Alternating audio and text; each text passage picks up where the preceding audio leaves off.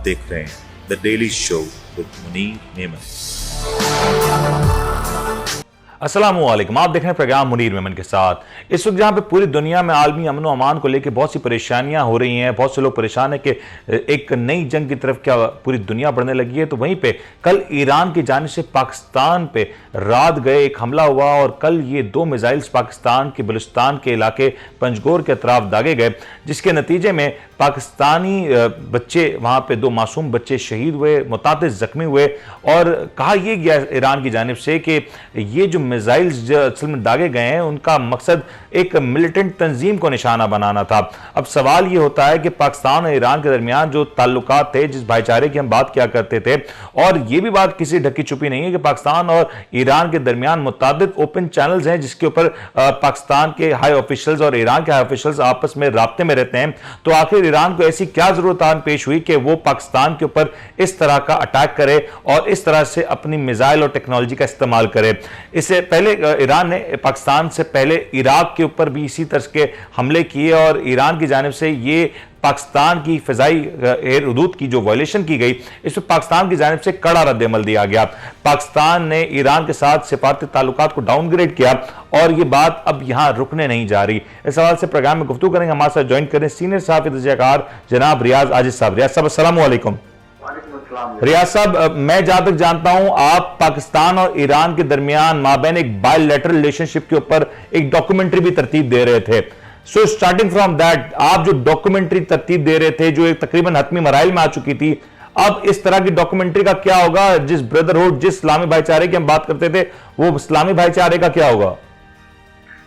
देखिए मुनीर, इसमें सबसे अहम बात यह है कि ऐसा महसूस होता है, इंप्रेशन ऐसा लगता है कि जो ईरान की सिक्योरिटी फोर्सेस के लोग हैं और ईरान की जो डिप्लोमेसी के लोग हैं, यानी डिप्लोमेट्स हैं, और जो पाकिस्तान और ईरान के दरमियान अच्छे ताल्लुकात के ख़्वाहां हैं, वो तमाम लोग एक पेज पे नहीं हैं। सिक्योरिटी फोर्सेस अलग अंदाज से सोच रही हैं और काम कर रही हैं, और जो पॉलिटिकल लोग हैं या डिप्लोमेट्स हैं अलग अंदाज से काम कर रहे हैं। मिसाल आपको मैं इतना दूं कि जो यहाँ पर ईरानी सफीर हैं इस्लामाबाद में, अभी 5-6 दिन पहले उनका बड़ा तफसीली इंटरव्यू भी किया था। उस इंटरव्यू में उन्होंने बड़े अच्छे ताल्लुकात के हवाले से बात की थी और उन्होंने होप जाहिर की थी कि वो पाकिस्तान और ईरान के दरमियान ताल्लुकात चाहते हैं और करीबी ताल्लुकात चाहते हैं और जो तलखियां हैं उसको खत्म करना चाहते हैं। दूसरी बात कि वही जो ईरान के सफीर हैं, उनका नाम रजा अमीरी मुकद्दम है, यहाँ इस्लामाबाद में जो तैनात हैं, वो आजकल देखिए बड़ी अहम बात है, मैं आपको बता रहा हूँ कि आजकल वो काम लेके गए हुए हैं पाकिस्तान का एक वफ्द जिसकी क़यादत कर रहे हैं गवर्नर सिंध कामरान टेसोरी जी, चाबहार की बंदरगाह पर, और वो जो ताजिर हैं वो उनके साथ गए हैं और ये कामरान टेसोरी भी उनके साथ गए, यानी कामरान टेसोरी की क़यादत में वफ्द है और वो उनके साथ गए हैं ईरानी सफीर के साथ। चाबहार ईरानी बंदरगाह, वो पाकिस्तान और ईरान के दरमियान करीबी तिजारती ताल्लुकात कायम करने के लिए कोशा हैं। तो अब इससे आप अंदाजा करें, एक तरफ तो वो वक्त गया हुआ है उधर और दूसरी तरफ ये इस तरह की कार्रवाई हो रही है। और इसके अलावा एक और आम बात को बताऊं कि पाकिस्तान और ईरान की नेवल मशकें जारी हैं, आजकल मशकें हो रही हैं दोनों मुल्कों के मुश्तरका। आप इससे अंदाजा करें कि ये लोग इनकी जो इंतजामिया है या जो इनकी हिकमत अमली है वो एक जगह से नहीं चल रही, वो एक पेज पे नहीं है, सारे लोग अलग अलग। लेकिन रियाज साहब, माजरत आपकी कता कलामी करूंगा, आप जो बात कह रहे हैं बहुत से लोगों का यही मानना है कि शायद ईरान की जो सियासी क़यादत है और जो मिलिट्री लीडरशिप है, कहीं ना कहीं उसमें कोई तफरीक है, कोई एक पेज पे नहीं दिखाई देते। लेकिन एक ऐसे मुल्क जहां पे इतनी बड़ी डाइसेक्शन हो, डाइवर्सिफिकेशन हो, जहां पे इस तरह से तनाज़ात हो, वहां पे इस अंदाज की टेक्नोलॉजी का होना, फिर वो हमारे पड़ोस में है, हम क्या कर सकते हैं? क्योंकि हमने तो अपनी तरफ से भाईचारे का, अमन अमान का, ट्रेड का, हर तरह का ताउन यकीनी बनाया। पाकिस्तान के ऊपर यूएस से कितने प्रेशर है, पर पाकिस्तान ने उस तरह का तर्ज अमल नहीं इख्तियार किया। ठीक है, बिल्कुल सही है, पाकिस्तान ने बहुत सॉफ्ट तरीके से, देखिए मैं पहले तो स्ट्रांगली कंडेम करता हूं इस हमले को ईरान की तरफ से, ईरानी फोर्सेस की तरफ से, कि अगर उनको कोई शिकायत भी या उनकी कोई ग्रीवेंसेस हैं भी तो वो पॉलिटिकल लेवल पे हल होनी चाहिए थी और उनको शिकायत करनी चाहिए थी पाकिस्तान के दफ्तर ख़ारिजा को या जो मुतल्लका फोरम्स होते हैं वहां पर शिकायत आप कर सकते थे। तो आपको बराह रास्त पाकिस्तान की हुदूद में आने का इख्तियार, यानी पाकिस्तान को क्या समझा हुआ है पड़ोसी ममालिक ने? उधर अफगानिस्तान के लोग पाकिस्तान में इन्फिल्ट्रेट करके यहाँ पे हमले करके जाते हैं। इधर ये के जो वो फौजी हैं वो इस तरह के काम करते हैं। यानी पाकिस्तान को गरीब सबकी भाजी ऐसा लगता है कि जो हर आदमी उसको, हर पड़ोसी मुल्क उसमें समझता है कि इसको मार लो, ये कुछ नहीं कहेगा। ये तर्ज अमल गलत है, बिल्कुल गलत है और मैं इसको स्ट्रांगली कंडेम करता हूँ। इस ईरानी, मैं तो वो आदमी हूँ कि जो तमाम पड़ोसी ममालिक से अच्छे ताल्लुकात का ख़्वाह है, यानी मैं एक जर्नलिस्ट, बीइंग अ जर्नलिस्ट। और मैं आपने खुद कहा कि डॉक्यूमेंट्री फिल्म भी बना रहा था इस इशू के ऊपर कि पाकिस्तान और ईरान के दरमियान बायलैटरल रिलेशन को मजीद बेहतर बनाया जा सकता है। और जो अभी इनकलाब ईरान के बाद पाकिस्तान और ईरान के दरमियान ताल्लुकात हैं वो क्या रहे हैं और उसमें कहाँ का फ्लॉज हैं और कैसे उसको बेहतर बनाया जा सकता है। तो ये मेरा मौजू था, इस पे मैं काम कर रहा हूँ। 80% मैंने काम कर लिया। अब इन हालात में कैसी कोई डॉक्यूमेंट्री बनाई जा सकती है, आप मुझे बताइए। लेकिन रियाज साहब, ये आपकी जो कोशिश है यकीनी तौर पे बतौर पाकिस्तानी मुहब्बे वतन पाकिस्तानी आप भी चाहते हैं कि पाकिस्तान तरक्की करे, पाकिस्तान एक मुस्लिम उम्मा के तौर पे पाकिस्तान आगे पेशकदमी करता हुआ नजर आए। मुझे सिर्फ ये समझा दें कि ये जो पाकिस्तान और ईरान के दरमियान जो ट्रस्ट डेफिसिट अब नजर आ रहा है, इस ट्रस्ट की भरपाई कैसे मुमकिन है? क्योंकि या तो पाकिस्तान इसका कोई रद्द अमल दे तो पाकिस्तान का कहीं ना कहीं ईरान और पाकिस्तान के दरमियान फासले और बढ़ेंगे। पाकिस्तान रद्द अमल नहीं देता तो पाकिस्तान एक ऐसी पोजीशन में होगा कि कल ईरान की या किसी और मुल्क की ये फिर हिम्मत बढ़ेगी, ये जुर्रत बढ़ेगी कि वो पाकिस्तान के ऊपर अटैक करे। पाकिस्तान तो एक अजीब सी सिचुएशन पे है। यही कह रहा हूं आपसे कि पाकिस्तान को गरीब की जोरू समझा हुआ है। यानी भाई ठीक है कि हमारे माशी मसाइल हैं, इसका हरगिज़ ये नहीं है कि उधर इंडिया, उधर अफगानिस्तान, उधर ईरान, ये जो भी पड़ोसी मुल्क वो मार के चला जाए और हम खामोश बैठे रहें। ये नहीं हो सकता बहुत लंबे अरसे तक। पाकिस्तान मजबूरन से रद्द-ए-अमल दिखाने पर मजबूर हो जाएगा। उससे पहले इन तमाम फोर्सेस को जो अतराफ मालिक है उनको सोचना चाहिए कि एक एटमी मुल्क है जो मुसलसल रिस्ट्रेन का मुजाहरा कर रहा है, तहम्मुल का मुजाहरा कर रहा है और आप उसके सब्र को मजीद ना आजमाएं। और खासतौर पर इन हालात में कि पाकिस्तान वैसे ही दहशतगर्दी का शिकार है और दहशतगर्दी यहाँ पर मुसलसल हो रही है और जो अफगानिस्तान से इन्फिल्ट्रेशन हो रही है और वहां से जिस तरीके से दहशतगर्द आके यहाँ पे कार्रवाई करके जा रहे हैं, तो वो इन हालात में तो कम से कम ईरान के मुल्क को इस सारी चीजों का ख्याल रखना चाहिए। और रियासत, ये जो प्रोपेगेंडा जो हो रहा है प्लीज इसको भी हाईलाइट कीजिएगा कि हमने देखा कि कल जब ये शाम में खबर हुई और रात गए जब जैसे ही खबर मिच्योर होने लगी तो पहले ये ईरानी सोशल मीडिया पे ईरानी न्यूज एजेंसीज ने इस खबर को पोस्ट किया, उसके कुछ देर बाद ही खबरें डिलीट की गई और फिर यह खबर दी गई कि ये एक म्यूचुअल कॉपरेशन का एक पूरा सारा मामला था, म्यूचुअली ये सारा डिजाइन था और इसको इस तरह से डाइल्यूट करने की और एक प्रोपेगेंडा करने की कोशिश की गई। आपको लगता है कि वहां से इस तरह की जो खबरें आ रही हैं? ये बहुत इंपॉर्टेंट बात आप कर रहे हैं कि इससे आप अंदाजा कर लें कि वहां के सिक्योरिटी फोर्सेस के लोग और जो खास तौर से बॉर्डर एरियाज पे तैनात हैं तो अपनी जो पॉलिटिकल क़यादत है या डिप्लोमेटिक जो उनके लोग हैं, डिप्लोमेट्स हैं, उनके साथ एक पेज पे नहीं है सोच के हवाले से। उन्होंने वो एक्ट कर लिया, एक्ट के बाद खबर भी चला दी और खबर चलाने वालों ने चला दी। उसके बाद उनको जब ऊपर से ये कहा गया होगा कि भाई ये क्या किए, तो उन्होंने मजबूरन इस तरह का उसको बहाना तराशना कहते हैं, उन्होंने बहाना तराशा और अपने आप को बचाने की कोशिश की। लेकिन हकीकत ये भी दूसरी तरफ एक हकीकत है मुनीर साहब कि पाकिस्तान की इंटेलिजेंस एजेंसीज के लोग और ईरानी इंटेलिजेंस के लोग आपस में करीबी कांटेक्ट में हैं और एक दूसरे से बड़ा कोऑपरेट करते हैं वो मुख्तलिफ इश्यूज के ऊपर। तो उन्होंने इसके बेस्तराए में अपने आप को छुपाने की कोशिश की इस एक्ट को। तो ये भी जाहिर है कि गलत है, गुना बदतर वो गुजरे गुना बदतर अज गुना, ये उसके मुतरादिफ है कि आप एक तो गलत काम कर रहे हैं, दूसरा आपने गलत बोल के यानी दूसरे की पोजीशन को, दूसरे मुल्क की पोजीशन को खराब करने की मजीद उसके अंदर है। और रियाज साहब ये प्लीज ऐड ऑन कीजिएगा, ये हम देखते हैं हिंदुस्तान का जब दिल करता है तो वो किसी मिलिटेंट ग्रुप का तस्करा करता है और पाकिस्तान के ऊपर एयर स्ट्राइक की बात करता है। ईरान ने भी वही काम किया, अफगानिस्तान से भी इस तरह की बातें होती हैं। ये हमारे यहाँ इतने मिलिटेंट ग्रुप्स तो पूरी दुनिया में नहीं जितने हमारे यहाँ बना दिए जाते हैं। ये कैसे मिलिटेंट ग्रुप्स इनको आइडेंटिफाई हो जाते हैं और फिर जब अटैक हो जाता है तो वहां मिलिटेंट ग्रुप नहीं नजर आता, बच्चे नजर आते हैं। देखिए, बीइंग अ जर्नलिस्ट मैं बात करूं, और थोड़ा सा हमें इस बात का भी ख्याल रखना चाहिए कि हमारे अंदर जो हमारा अपना अंदर का मामला है वो ऑर्डर में नहीं है। वहां भी कुछ मसाइल हैं, वहां भी कुछ ऐसी चीजें हैं कि जो लोग बहुत ताकतवर जिन बन चुके हैं, जिनको पाला गया है यहाँ पर, मुख्तलिफ फोर्सेज ने पाला है और वो अब दहशतगर्दी करते फिर रहे हैं। तो ये भी हमारा मसला है, हमें अपना हाउस ऑर्डर में तो करना पड़ेगा ना। हमें हमारे जो दो उंगलियां उठाते हैं लोग, या दुनिया हम पे उंगलियां उठाती है, तो उसकी कोई ना कोई वजह जरूर है। यानी राई है तो पहाड़ बनता है, वो राई तो आपने दी नहीं है ना लोगों को, तो आपको ऑर्डर में लाना पड़ेगा अपने हाउस को। अब जब तक आप ऑर्डर में नहीं लाएंगे, इस तरह की बातें होती रहेंगी। अब अच्छी बात यह है आजकल के हालात में कि इन सारे मामलात को बेहतर करने की बहुत संजीदा कोशिश की जा रही है, और बहुत संजीदगी से सिक्योरिटी फोर्सेज और एजेंसीज इसके ऊपर काम कर रही हैं कि मजीद इस तरह के एलिमेंट्स को प्रमोट न किया जाए। तो आप ये देखिए कि इस तरह के मामलात फिर लेकिन रियाज साहब, यहाँ पे मैं फिर प्लीज आपको मैं इंटरप्ट करूंगा। मुझे ये बताएं, क्या ये महज इत्तेफाक है? ईरान चंद ही घंटों पहले इराक की कुछ एरियाज पर अटैक करता है, वहां पे कहा जाता है कि वो इसराइली बेस कैंप्स है, वहां पे इसलिए अटैक किया गया।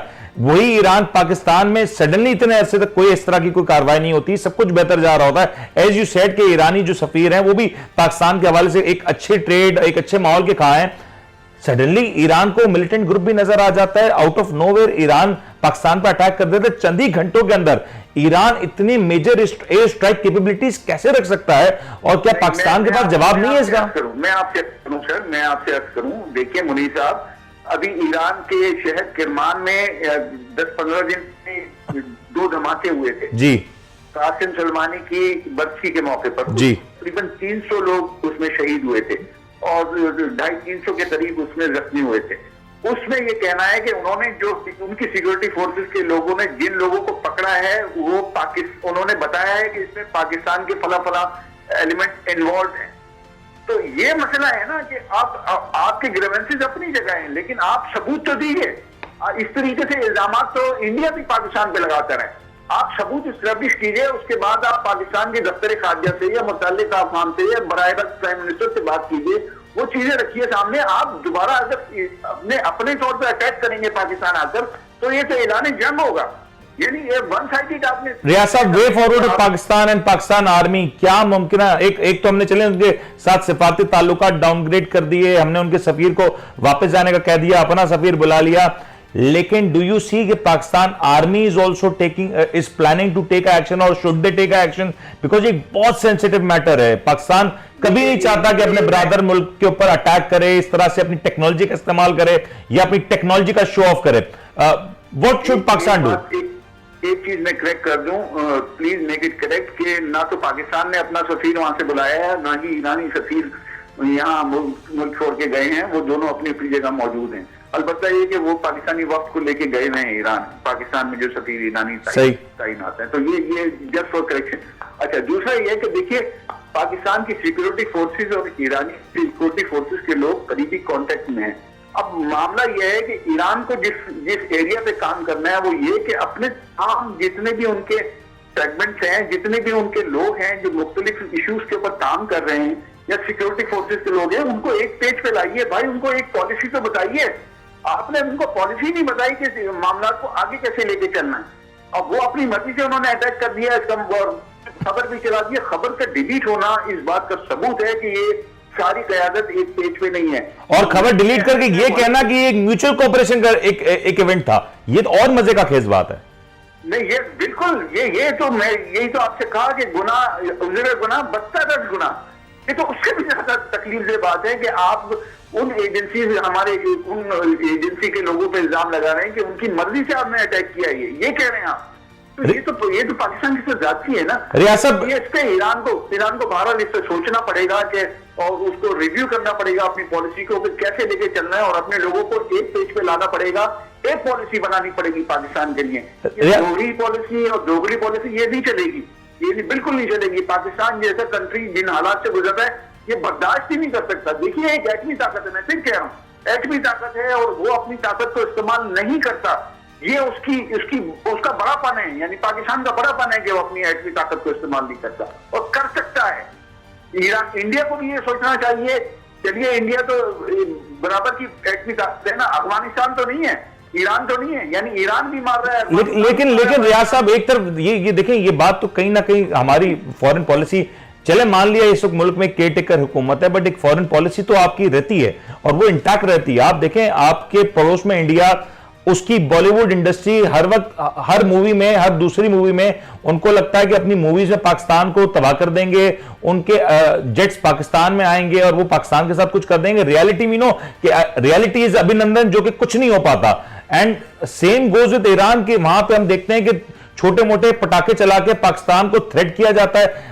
खुदा ना खास्ता अगर पाकिस्तान ने एक रिएक्शन दे दिया, कोई बड़ा रिएक्शन दे दिया, तो पूरी दुनिया इसकी जद में आ जाएगी। बिल्कुल, मैं यही कह रहा हूं मुनीर कि पाकिस्तान ने बहुत रिस्ट्रेन का मुजाहरा किया है अब तक और आज तक, लेकिन दूसरे मुल्क को, पाकिस्तान को इतना छोटा और कमजोर भी नहीं समझना चाहिए। मैं ये फिर कह रहा हूं कि दुरुस्त है कि पाकिस्तान में माशी मसाइल हैं, दुरुस्त है कि ईरान ने बहुत सारी इश्यूज के ऊपर पाकिस्तान को फेवर दिया है, दुरुस्त है कि वो बलूचिस्तान में ईरान इन्वेस्टमेंट भी कर रहे हैं, वहां पे बिजली भी फराहम कर रहे हैं और बहुत सारी चीजें, लेकिन इसका कतई मकसद, और ये भी दुरुस्त है कि वो अपनी पाइपलाइन भी चाहता है कि यहाँ पे आगे पाकिस्तान में एनर्जी जो है वो सस्ती हो जाए और वो पाइपलाइन अपनी बॉर्डर तक ले आया, लेकिन इसका कतई मकसद ये नहीं है कि वो जैसे चाहेगा पाकिस्तान को ट्रीट करेगा।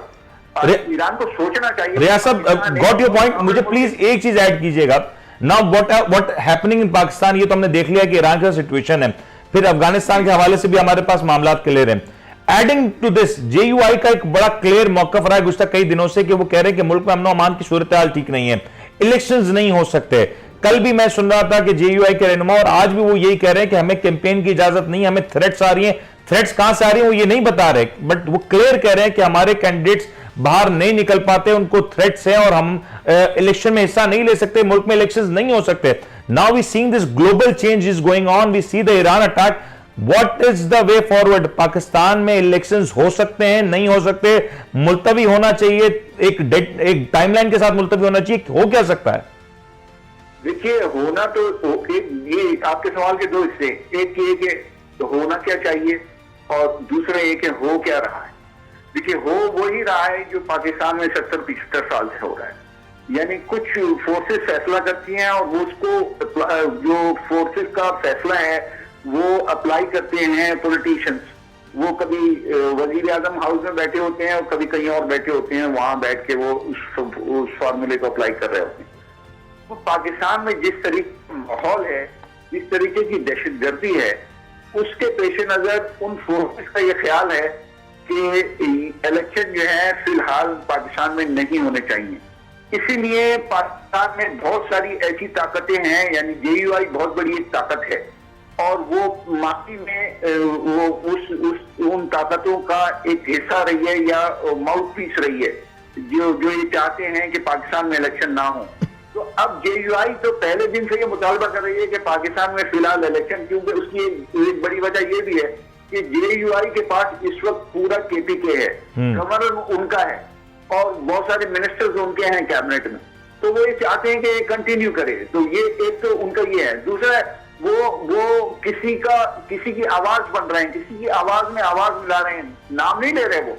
तो वो फोर्सेस नहीं चाहती कि पाकिस्तान में फिलहाल इलेक्शन हो, उसके लिए माहौल बनाना पड़ता है। तो माहौल भी बनाने की कोशिश की जा रही है कि मुख्तलिफ जो सेगमेंट्स हैं वहां से आवाजें आती रहें, segments of society, segments of politicians. यानी आप सेनेट में 2 करारदादें इस हवाले से जमा हो चुकी हैं, 1 करारदाद पास हो चुकी है, 2 करारदाद मजीद जमा हो चुकी है। और आज इलेक्शन कमीशन ने भी एक ऐलान कर दिया है। इलेक्शन कमीशन परेशान है कि जो कैंडिडेट्स अपने सिंबल्स को लेकर शिकायत दर्ज करवा रहे हैं, तब्दीली करवा रहे हैं, तो इलेक्शन कमीशन कह रहा है ना हमारे पास वक्त है और उतना पेपर भी नहीं, हम कितनी तब्दीलियां करें। इलेक्शन कमीशन तो परेशान है, वहां पे इलेक्शन ही मुलतवी कर देंगे। वो ये कह रहा है कि वहां पे हम इलेक्शन ही मुलतवी कर देंगे। आप देखें ना, ये कोई छोटी बातें नहीं है, ये किसी न किसी ताकत की आवाज में आवाज मिलाई जा रही है। एक चीज और ऐड करना है रियाज साहब, अभी कुछ इत्तलात ये भी है कि आने वाले हफ्ते में कई पाकिस्तान के बाला इलाकों में कुछ वेदर अलर्ट्स भी जारी किए गए हैं कि वहां पे बारिश बर्फबारी के इम्कान भी हैं। डू यू सी कि ऐसा हो सकता है, ऐसा हो सकता है कि पाकिस्तान के कुछ हिस्से में इलेक्शन हो जाए और कुछ में ना हो? नहीं, ऐसा मुमकिन तो हो क्यों नहीं सकता। पाकिस्तान में सब कुछ भी हो सकता है भाई, हमारा मुल्क अजीम है। लेकिन देखिए ये जो वेदर के अलर्ट है ना, ये तो हर साल इसी तरह जारी होते हैं, हर साल इसी तरीके से सर इस बार के अलर्ट कुछ मुख्तलिफ है, आप समझते हैं, गहराई की बात की गहराई समझते हैं। नहीं वो ठीक है, ये मतलब आवाज में आवाज मिला रहे हैं ना किसी बड़ी ताकत की, तो वो अलर्ट भी आवाज में आवाज मिला रहे हैं।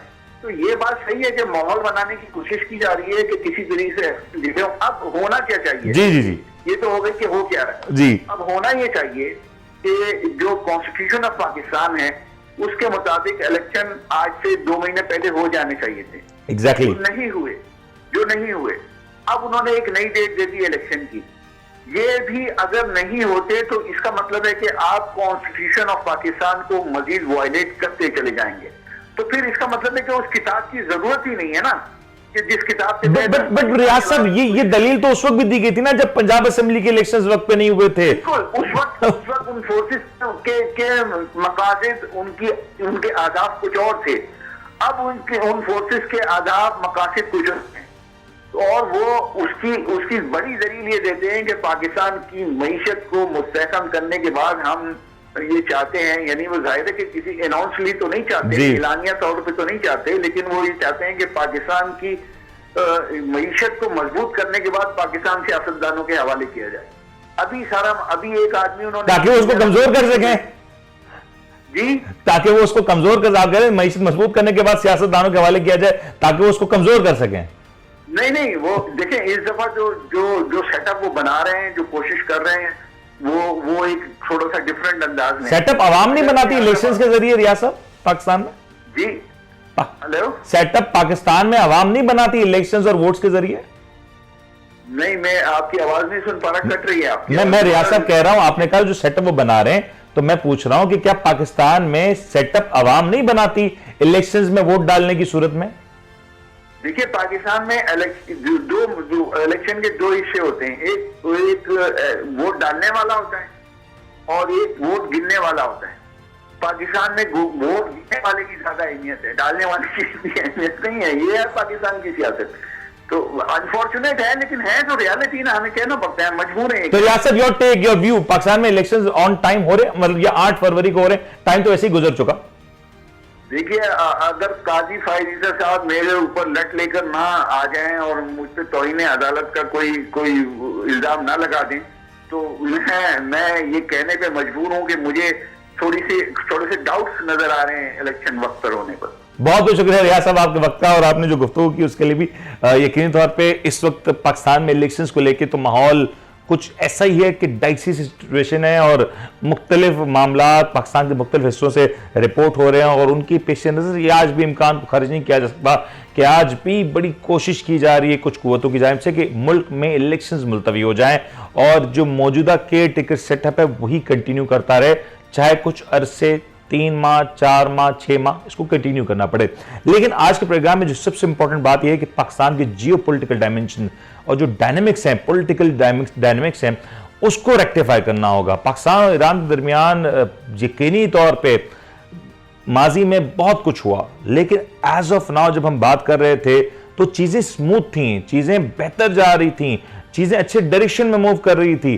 ट्रेड की बात हो रही थी, बायलैटरल एग्रीमेंट्स की बात हो रही थी, गैस पाइपलाइन की बात हो रही थी, म्यूचुअल कोऑपरेशन इंटेलिजेंस शेयरिंग की बात हो रही थी। वहां पे ईरान की जानिब से जिस अंदाज से पाकिस्तान के एयर स्पेस को वायलेट किया गया, पाकिस्तान के बलूचिस्तान के एरिया में जिस अंदाज से 2 मिसाइल्स फायर किए गए, जिससे मासूम बच्चे शहीद हुए, मासूम बच्चियां जख्मी हुई, मुतादिद लोग मुतादिद मुकामात वहां पे उनमें खराबी पैदा हुई। जो कुछ हुआ यकीनी तौर पे इसकी हम अपने प्रोग्राम में शदीद अल्फाज में मजम्मत करते हैं, लेकिन यहां पे पाकिस्तान आर्मी को, हमारे मौजूदा सिपह सालार को, आर्मी चीफ सैयद आसिम मुनीर साहब को खिराज तहसीन भी पेश करते हैं कि उन्होंने एक जिम्मेदाराना रवैया इख्तियार करते हुए अपने एक्शंस को जल्दबाजी में उजलत में नहीं लिया, कैलकुलेट किया जा रहा है, देखा जा रहा है कि आखिर इसको किस तरीके से मिनिमाइज किया जा सके ताकि कोई आलमी जंग या कोई ऐसा काम ना हो जाए कि हमें कोई ऐसी कुव्वतें जो हमें अपने भाइयों से लड़ाना चाहती हैं, हमें वहां नुकसान पहुंचे। और यह भी इंश्योर करना जरूरी है कि पाकिस्तान की तरफ कोई मैली आंख ना उठे, और यह मैली आंख ना उठे इसके लिए जो हिकमत अमली तैयार की जा रही है, यकीनी तौर पे आगे चल के चंद ही घंटों में और चंद ही दिनों में हमें वो भी सामने नजर आ जाएगी। तो इस पाकिस्तान आर्मी के फैसले को, पाकिस्तान की मौजूदा निगरान हुकूमत के फैसले को यकीनी तौर पर पूरी कौम सराह रही है, और पूरी कौम इस वक्त पाकिस्तान की बहादुर अफवाज के पीछे उनके शाना बशाना मौजूद है। और हम दुआ करते हैं कि जो भी मामलात हैं पाकिस्तान को लेके, पाकिस्तान के अमन और अमान को लेके, उसको जल्द रेक्टिफाई किया जाएगा।